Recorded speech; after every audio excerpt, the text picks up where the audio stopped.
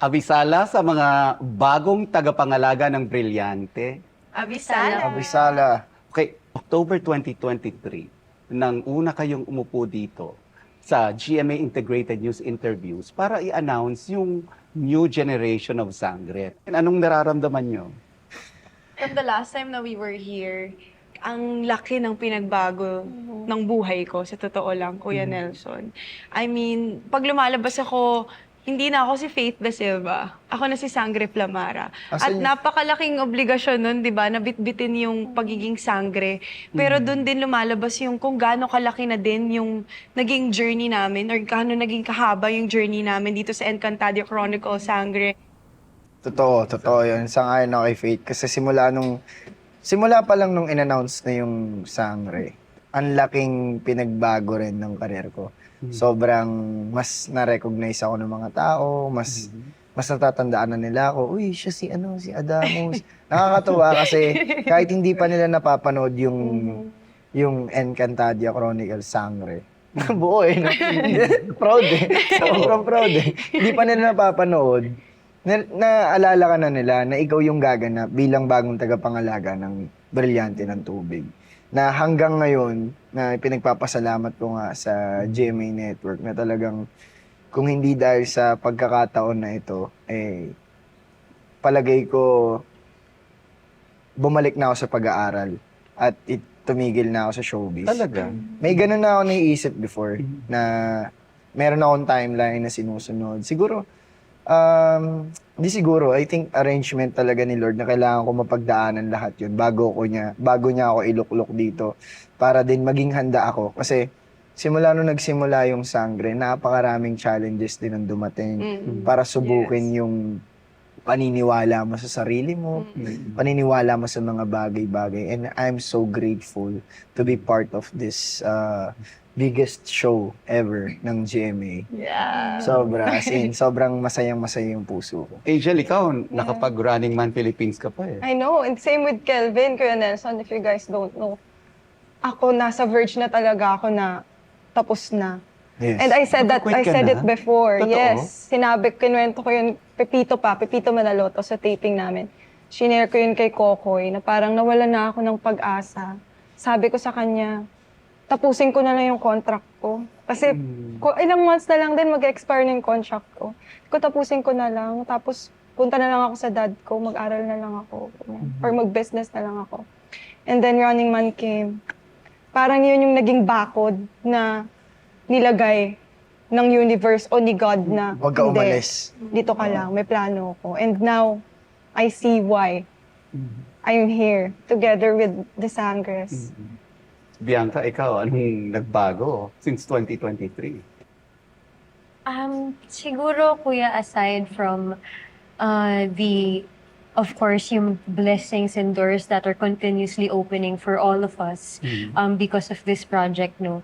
Ang gusto kong ipagmalaki is the growth that this project has brought me. It has brought me growth in the means of my soul, my mentality, how my heart space expanded in the duration of doing this show kasi taon po ang binuhos namin dito. And paulit-ulit po namin babanggitin yun, not because we are boasting, but because we are proud. We never thought, no one told us nung day one na 2 years yung gagawin to. Wala pong ganun eh. And so every time we would be asked na ano ba yung naging mahirap? Ano yung mahirap sa pagte-training ninyo? My personal answer to that is actually the training part was the easiest.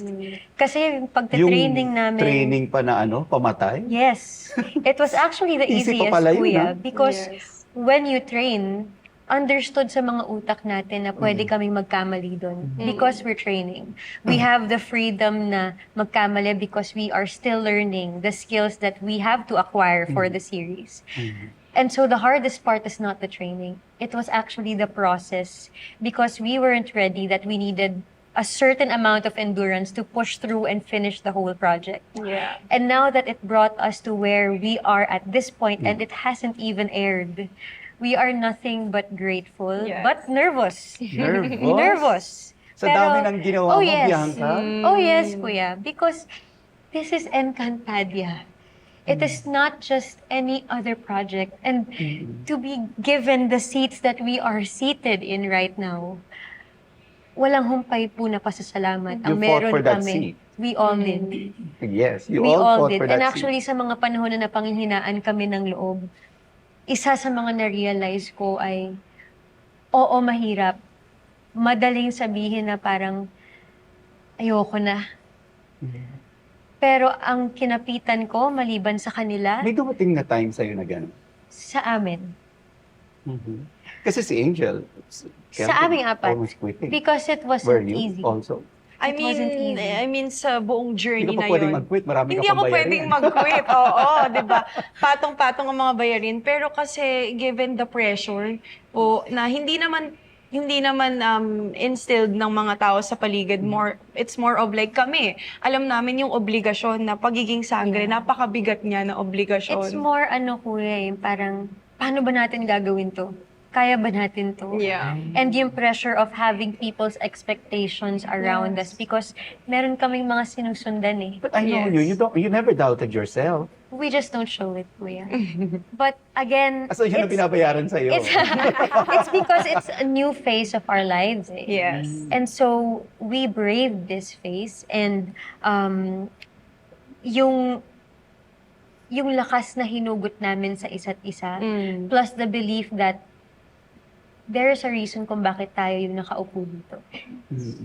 Totoo yung paniniwala na ang mga brilyante, ang siyang pumipili ng mga tagapangalaga nila na susunod. Totoo. And so, in our hearts, we do believe na pinili may talaga rason kayo. kung bakit kami ang pinili. Yes. At kaya, we really are proud that we will not let people down because we gave more than our best.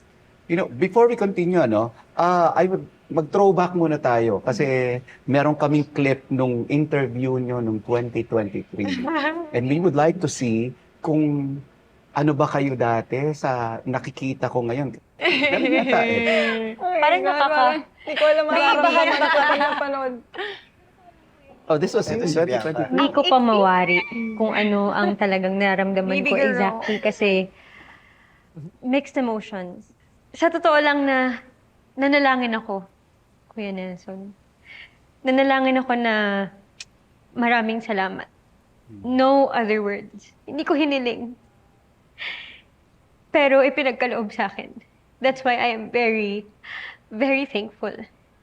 Sa totoo lang, parang naging parang naging si Betty ako. Kung pwede kong ipagsigawan sa mga tao sa buong mundo na nakuha ko siya, gagawin ko. Pero at that time, mixed emotions. Grateful for everything. Maraming pasasalamat talaga sa Panginoon, sa GMA Network, sa Sparkle, because this is something that I've only prayed for in the past. And for it to become my reality ngayon, Naiyak po talaga ako. I'm always praying and waiting for my time. And I think ito na yun. Ito na yung pinto na inaantay kong bumukas for me. And when I pray to God about it, lagi kong sinasabi na, Lord, just give me one door. And I'll prove myself. Hindi ko to sasayangin. Wala din talaga sa loob ko na makukuha ko bilang isa sa mga sambi. Nagulantang ako sa laki ng responsibility and obligation. Yes. Kasi hindi siya basta-bastang character na gagampanan mo lang, di lang on cam. Kailangan mo siyang panindigan, i-own, kahit sa totoong buhay. Alam mo, lahat kayo niyan, still look the same. Pero I can really sense some maturity talaga. Sa nakikita ko ngayon, It's from the experience we Yes. gained. it's really To from be the honest, experience. Kuya Nelson, isi-share ko lang. Nung nag-dub kami ng ilang scenes na kailangan i-dub, grabe narinig ko yung boses ko, iba. Nakita ko yung the way ako kumilos, magbigay ng emosyon sa eksena. Sabi ko, hala, ibang-iba talaga. So parang nabataan ako sa sarili ko dun. So parang, What would you like to tell that Kelvin? parang hindi ko, Ganyan yung ton. Ang gusto kong sabihin sa kanya, Pares tayo. maraming salamat dahil ipinagpatuloy mo yung paniniwala mo sa sarili mo. Kasi kung hindi, malamang wala ka sa kinuupuan o kinalalagyan mo ngayon. And salamat sa tiwala. Yun. Angel, Hindi ko alam ba't naiyak ako. sige lang. You earned it. I know. Siguro parang, I see myself there. I know how much doubt I had back there. And I don't know how to say it, pero having the people, the bosses, naniwala sila sa akin, na kaya ko. Nakita nila sa akin si Dea. Sobrang laking bagay nun, Kuya Nelson. At that point, kahit alam kong ako na si Dea, sa isip ko, hindi pa rin ako sure. And gaya ng sabi mo, you see na, we all mature. And nagpapasalamat ako kasi yun yung nabitbit ko from Encantadia. All the learnings, the wisdom, mas lalo kong minahal yung craft ko. Kasi even that time, hindi ko pa rin talaga alam kung anong ginagawa ko sa buhay ko. Kung bakit ako nandito. Kasi just like what I said, hindi ko po talaga pinangarap ng sobra mag-artista. Ilang beses ko sinubukang umalis. Pero lagi akong hinihila pabalik. And ito, sobrang laking harang na neto. This is actually sagot na to. Ito na yung sagot and hindi ko na kailangang mag-doubt. And kung may sasabihin ako sa sarili ko, 2 years ago, siguro na magtiwala ka sa sarili mo the way na nagtitiwala sa yung mga tao. Because I struggled with that so much. And I'm the type of person na sobrang grabe ko i-criticize yung sarili ko. And I think it's time na makita ko rin yung sarili ko the way na nakikita ako ng mga tao. And ayun yung binigay sa akin ni Dea. And sobrang nagpapasalamat naman po talaga ako. Faith, I'm sure meron ka rin sasabihin doon sa younger Faith. Yes. Katulad actually ng mga sinabi ni Dea at Adamus, gusto ko lang din magpasalamat sa sarili ko for being strong, for being fearless, for finding courage habang nasa sa lugar ka ng buhay mo na hindi mo alam kung saan hahanapin yung hope. Kasi ang hirap malunod sa pressure. Sa totoo lang, sa pagpasok ko sa Encantadia Chronicle Sangre, katulad nila, may question mark din sa akin na bakit sa akin siya ibinigay? Anong qualities ang meron ako para ibigay sa akin yung pagiging sangre? Because nga, it's such a big responsibility.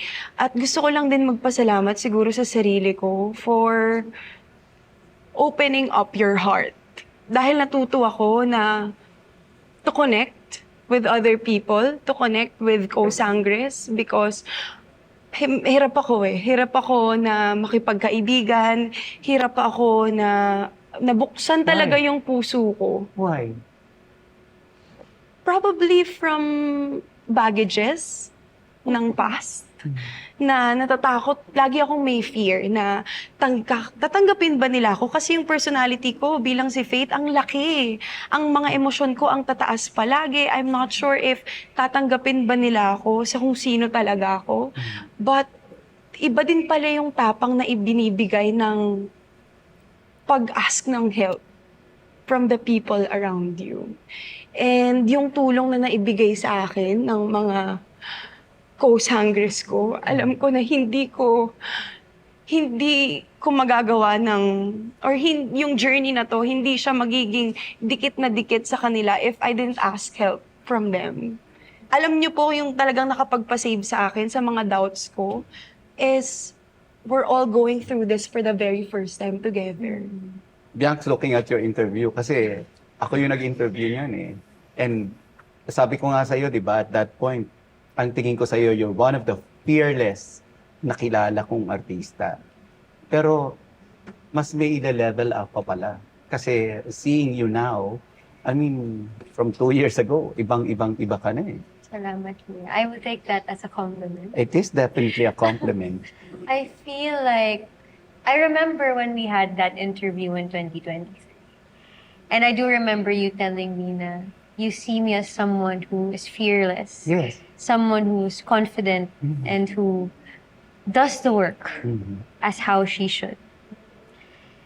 And I think hearing that from you now, I now realize how clear it is kung ano yung iniba ng Bianca today from this Bianca then. And you know what that is, Kuya? Maybe this Bianca was fearless. I was and I am. But the growth that I have attained is that I embraced fear. Wow. This time I embraced fear, I faced it. And I think this is where I'm coming being from right now. fearless, mas maganda pala nang may konti kang fear. Opo, Kuya eh. Because Well, that's maturity. all my life, I did understand na marami akong kinakatakutan and that I had no choice but to be brave. Because I didn't have any fallback. I didn't have anyone to catch me when I fell. But then now, I understood the strength in that. I let myself fall. And then I brought myself back up. And now, so I can say that when I do have my fears, and I will forever have fears, wala namang tao ang walang kinakatakutan. Pero strength for me, ang kaya kong harapin ng kahit na anong kinakatakutan ko dahil alam ko na yun ang lakas ko. Very well said. Ang lalim. Okay, I know you said kanina that, your preparation is actually just the tip of the iceberg. Pero hindi nyo alam na matindi pala yung kakaharapin ninyo. Walk me through that 2 years na sinushoot nyo to. Mahaba-habang kwento to, Kuya. Ready ka ba? Pinaka-challenging na ginawa nyo? Sa totoo lang, it's yung combination ng lahat. Pag pinagsama-sama mo siya. Yung action stunts kasi, to be honest, Kuya, isa yun sa naging pinaka-challenging talaga sa akin. Because siguro nanggagaling din ako sa part na at first, I was probably comparing myself. Dahil sila ang gagaling na nilang mag-action eh. Ako, hindi ko siya strength. So, kinailangan ko talagang puspusin yung training, yung kahit na merong pinoprovide yung mga crew sa amin, kinailangan ko pang personally mag-training on my own because ayokong mapahiya, di ba? Ayoko na hindi ko din galingan. Gusto ko na pag nagsama-sama kaming apat, makikita mo na, ready silang apat. But aside from that, it's not even the action scenes eh. Kasi may enchant ka din, nagsasalita ka din, may emotion ka din na iniisip mo.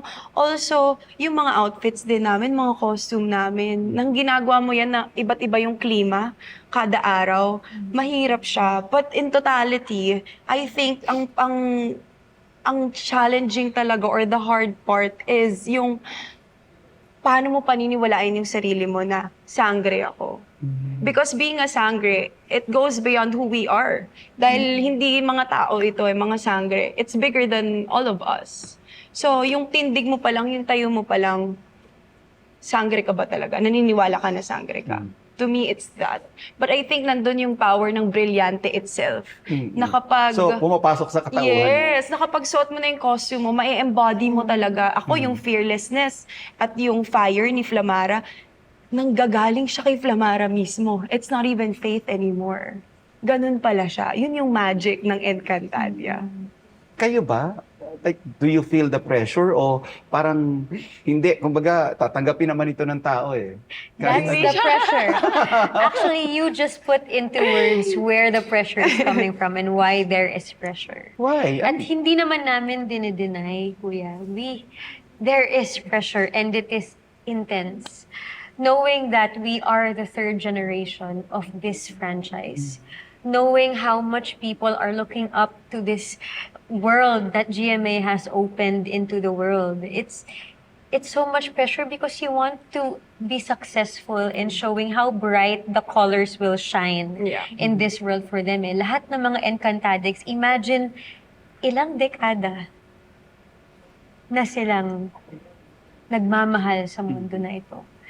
And so, hindi kami papayag na we will be the generation who will actually disappoint them. In fact, we will be the generation who will convince them why it is worth waiting for.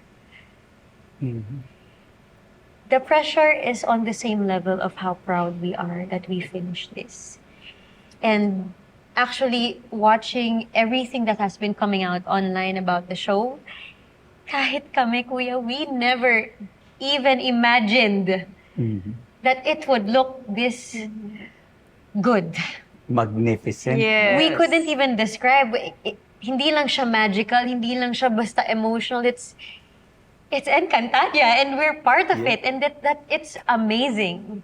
Kelvin, how do you deal with the pressure? Katulad ng sabi ni Bianca. Dalawa lang kasi yan eh, Kuya Nelson. Yung pressure minsan nakakasama sa tao yan. And yung pressure nakakabuti rin sa tao yan. Kasi kung hindi mo naiintindihan yung pressure, kung hindi mo siya dadalhin, talagang matatalo ka niya. Magkakamali ka na naman magkakamali hanggang sa puro mali na lang yung mangyayari sa'yo. Pero kung sakaling maiintindihan mo bakit ka nape-pressure, saan siya nanggagaling, I think mas magagamit mo siya ng tama para mas galingan mo sa ginagawa mo. Kasi kung hindi ka nape-pressure, I think parang wala kang laman, wala kang pakialam sa mga ginagawa mo. Kahit saang aspeto yan o larangan. Kung hindi ka kinakabahan, kung hindi ka nape-pressure, I think doon mo masasabi na doon ka dapat kabahan, doon ka dapat matakot. Kasi So would you say na habang sinushoot nito, bawat shoot ninyo may kaba? lagi yun. Hindi siya mawawala dahil syempre gusto mong maging maganda yung ginagawa mo, gusto mong maging maayos. Syempre araw-araw ginawa mo kahapon, kailangan mas magaling ka sa kahapon. Lagi mong tatalunin yung past version of yourself. So lagi kang nagre-reinvent, lagi kang gumagawa ng paraan para maging bago ka sa bukas or sa present. Ngayon, yung pressure na yun yung nakakatulong para sa akin na pagbutihin ko sa mga ginagawa ko. Na hindi lang siya basta pressure na nandyan lang siya. Kailangan ko siyang gamitin sa tamang paraan. Nagtitrending ka sa TikTok, ha? yung pag ganun mo. Paano? Tama. Diba? At least, Zesty. diba? Masaya siyang gawin kasi ganun ko sinasamon yung brilyante. So, So may, Ay, oo. diba? may konting landi. Ganon. Kasi water siya. Kaya. So we went down up into that detail of how we Kumbaga, would like to summon the Brillantes. Pinag-aralan din namin siya mabuti. Hindi lang sa... Sino nagturo sa inyo yan? I mean, ako lang. Iniisip ko siya kasi madalas... Kanya-kanyang ano siya. Kasi sa akin, yung pagkakulit ko minsan, wala kahit tahimik lang ang dahil tumatakbo sa utak ko. So, minsan practice ako ng practice kung ano na sinasabi ko. Minsan nga, naiirita na sa akin itong mga, Kevin, ano sinasabi mo? Teka lang, Totoo. iniisip ako eh. Kasi pag hindi ko siya ginawa or hindi ko siya sinabi, mawawala na lang siya, hindi ko na siya mababalikan. And actually, this taping day, nasa gitna kami ng bundok nun eh. Isa yon sa mga unang araw na nalalabas na namin yung mga brilyante namin and we were in full armor. So, because we would have the regular meetings naming apat and we would discuss ano ba yung mga pwede pa natin gawin. We would brainstorm and collaborate with each other and then we send our suggestions to our directors as to how we can bring more life into the character. At isa po doon ay yung paglabas namin ng brilyante.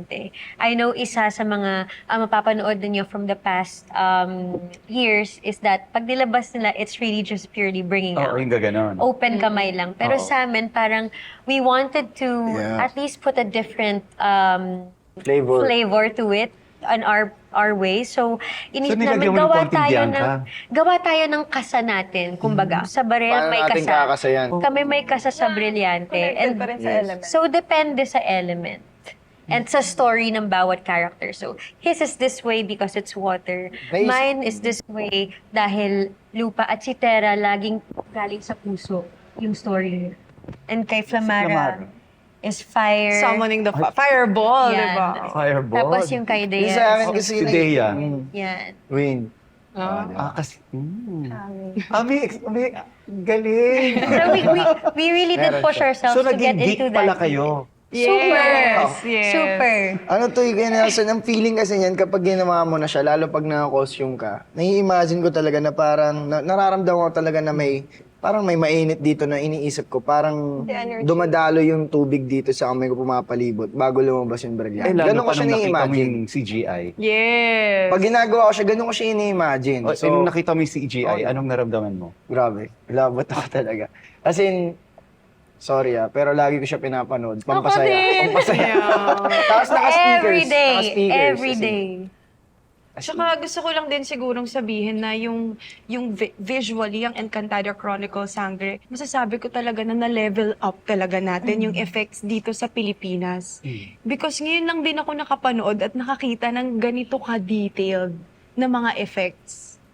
From everything I've watched in the past. Hindi ko alam kung bias lang ako dahil super proud ako sa Encantadia Chronicles Sangre. Pero bukod sa aming mga karakter, bukod sa storya, visually, masasabi ko talaga na pinaghirapan at pinagtiyagaan talaga siya ng buong post-op team At saka, namin. sumunod na rin kayo sa technology. Yes. Meron bang times na, kasi I know, nakikita naman natin sobrang intense yung mga eksena ninyo 'Di ba? Lalo na yung mga fight scenes ninyo. Meron bang time na maglalaban-laban kayo? Secret. Nako. Yung question mo na lang. Sige. Meron bang time na nagkasakitan kayo? Oo. Oo naman. Oo. Well, wait, just to make Talaga, things oo clear. naman. Just to make things clear, kuya. Kasi syempre, lahat naman kami din dito ay, yung everyday namin is not the same as yesterday. Every day is a different challenge, bagong routine, bagong pagsubok, bagong puyat, bagong pagod, bagong eksena. And so, sa bawat kibot namin, sa araw-araw ng pag-taping namin, iba yung challenge sa amin physically, mentally, and spiritually even. So, since we all are human and we all are going through this for the first time, we have our mistakes. We also get hurt. Anong badge of honor mo? Actually, yung mga natatamaan ko na stuntmen with my stick. Kasi parang syempre when you're in the moment, yung adrenaline rushes into your head and you actually lose some of your consciousness na eksena lang siya. Kasi syempre feel na feel mo So parang dahil sa init ng katawan mo tuloy-tuloy ka, so napapahampas ka talaga ng bongga. Pero lagi ako personally, inuuna ko na yung paghingi ng pasensya sa stuntmen ng mga exes. Naintindihan mo na for So sure sabi, yan. mga kuya, unahin ko na yung pasensya, ano yung mangyari. But, I mean, overall, in the 2 years of creating it, we're grateful kasi walang naging major injury that caused us to really stop taping for a Yes. long time. Now, walang major injury na napilay or alam mo yun. So, we're grateful for that. Pero may mga funny bloopers kami. Minsan, mga sarili namin nasasaktan namin, ganun. Narinig ko, parang si Faith at saka si Kelvin, meron kayong... Yes! Oo, Meron kayong- hindi ako, sobrang sorry naman ako talaga doon. Hindi, ganun Si- kasi. wait, Kasi hindi talaga. Nasaktan mo siya? Nasaktan ko siya, tapos nasaktan din niya ako. Ay, gumanti. Hindi ko alam kung ganti ba yun talaga, intentional o hindi. Hindi kasi medyo, medyo Intense. masakit talaga yung nangyari.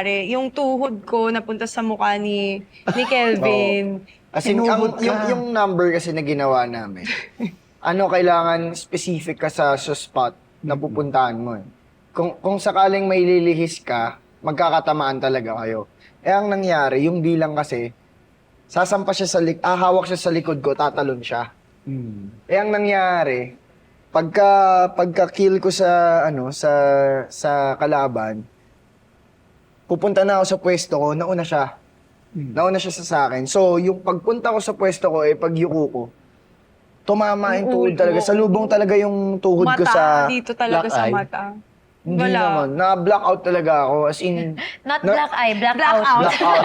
Hindi, sana black eye na lang. ano naman ako, gising naman. Kaya lang parang, yung wala akong nakita agad-agad, ganun. Parang, natakot ako nun. Parang napasigaw ako nun. Alam ko Dahil sa kaba na, Wala parang akong makita. Malala talaga. Oo, Natakot ako ng tsaka konti. delikado din kasi sa mata. Saka sa temple siya dito, tas mata.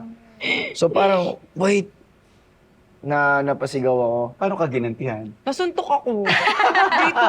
Nasuntok talaga ako dito. May black. Mata Hindi sa naman siya mata. napunta sa black eye, pero yellow. Papunta na. Parang isang tricycle na lang. Oo. Hindi naman Lakay na. nasuntok Hindi, na pero I sagi. think, ang kabutihan din is kami okay kaming dalawa. I mean, like, yung professionalism goes beyond sa kung anumang mga aksidente na nangyari siguro doon. Tsaka okay kami. So, kumbaga, pag may mga ganitong nangyayari, ang hirap din naman siguro kung hindi mo kapalagay yung, kumbaga, ka-eksena mo. At tsaka, siguro importante din na alam mo, trabaho lang. Hindi naman natin ginusto na magkasakitan. But there are things outside of our control. At napag-usapan naman, okay naman tayo, Alve, di Yes, ba? oo naman. Tinan mo naman, minsan si Tera, yung stick niya, na talagang kapag pumupwesto na siya, aray! Ay, sorry! Sorry, ganito, ay, mga talaga. costume lang namin. Ang hirap gumalaw Magugulat ka eh. na lang talaga. Minsan si Dea, yung axe niya, aray Saka ah. may pana kasi ako sa likod. So, laging Inaral mo ba yung nakakatama. pana na yan? Yes. As in? Bumalik ako sa pagtitraining. Yan ang weapon for of that. choice mo no? Sa serye. Bow and arrow. Yes Mm-mm. po. So, inaral mo siya talaga. Yeah. Pero Nag-training nag-archery ka? po ako before. Din talaga. Pero matagal akong huminto. So, bumalik lang ako for sangre. Kasi syempre, dahil din may background ako, ayoko rin na ma-disappoint yung archery community. Kasi iba yung disiplina ng archery, di ba? Yes, Dapat and the tama form yung also. form mo eh. Oo. So, nag-training din talaga ako for that. Like, tutok na training. Mm-mm. Para rin magawa ko ng maayos yung bow and arrow. May ka-love team ka ba dito? Secret. Secret. Alamin na lang natin kung sino sa tatlo. Hindi, siguro, safe to say, sa mundo ng Encantadia, malinaw na nananaig ang pagmamahalan. At may iba't ibang klase ng pagmamahal. Speaking of pagmamahalan bago tayo mag-rap, I'm sure proud na proud si Ibrahim, no? Opo. Baka ka-eksena mo ba siya dito? Secret. Ang daming secret ng Encantadia. Maraming, kaya dapat abangan. Maraming ibubunyag ang Encantadia. Sobrang daming. Tama. Okay, before I let you go, gusto kong sabihin niyo kung ano yung aabangan ng mga tao sa inyong mga characters. Of course, we'll start with Dea. Kay Dea, complex yung character ni Dea. Hindi siya galing ng Encantadia. Galing siya sa Mini-Ave na kalaban ng mga taga-Encantadia. Kailangan nilang abangan, of course, kung paano pinili si Dea o bakit siya ang pinili ng brilyante ng hangin. Na galing siyang Mini-Ave, galing siya ng mga lahi ng kalaban, pero siya ang pinili. At also, nakakatuwa na ibahagi sa mga tao yung character ni Dea kasi napakatapang na babae ni Dea.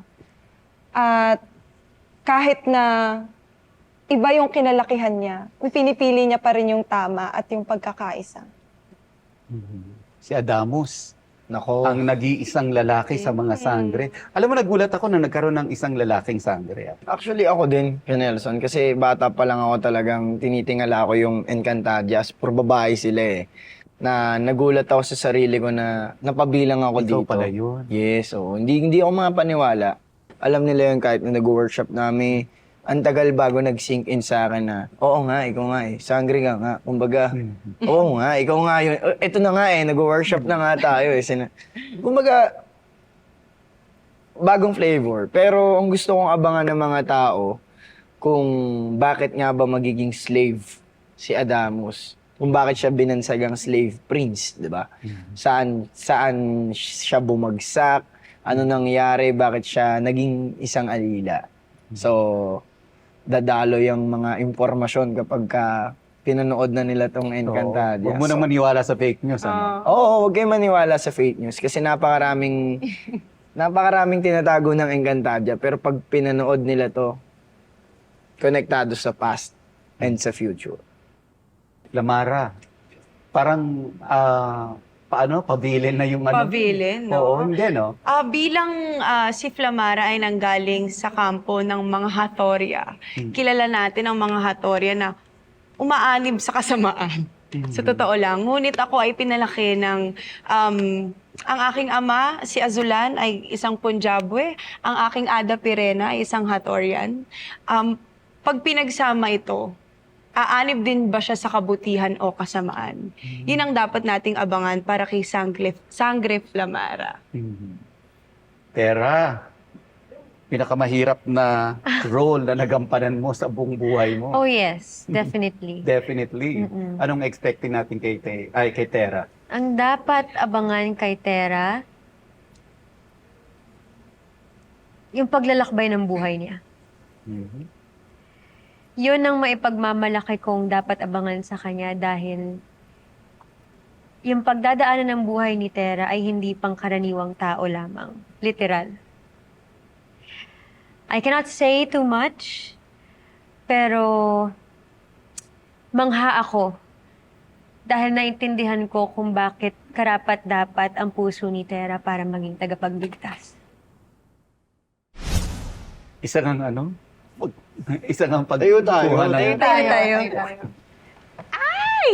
Tatayo rin ako eh. Baka ko yung matamaan ng brilyante. Tabi tayo. Ayan. Ready? Mga sangre. Esta sectu.